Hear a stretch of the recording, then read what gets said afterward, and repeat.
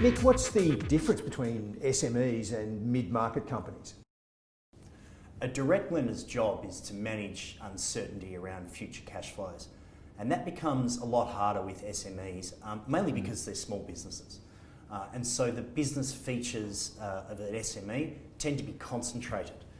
So let me give you some examples, James. A customer base with an SME tends to be concentrated. Sometimes there's just one customer, but often there's one customer who will represent a large proportion of revenue and earnings. Same can be said of the supplier base or the product suite. Often there's just one product. Indeed, even with management, the bench strength can be quite limited. Whereas in a mid-market corporate, because they're bigger businesses and they've evolved further on their journey, you can, to an extent, diversify away some of that concentration risk.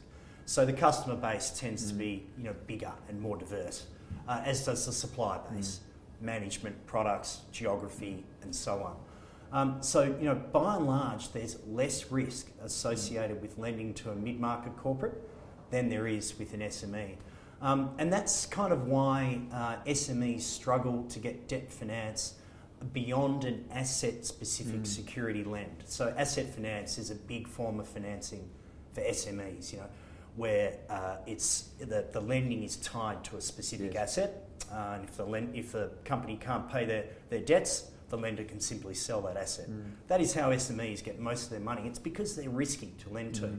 It's also the reason why our market, mid-market direct lending, is a big market. $70 billion of loans outstanding in our market, speaks to the fact that it is a less risky market to lend to.